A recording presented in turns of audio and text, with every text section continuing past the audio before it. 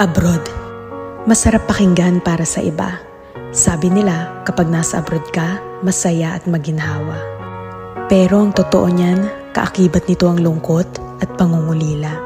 May mga panahong gugustuhin mo nalang sumuko, pero nangingibabaw ang tanong na, bakit ka nga ba nandito?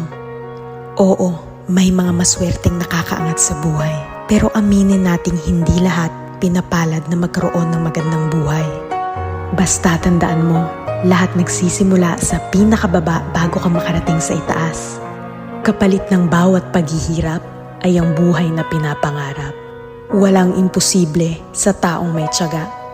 Magugulat ka na lang na palitan na ang mga salitang pagod na ako ng buti na lang hindi ako sumuko.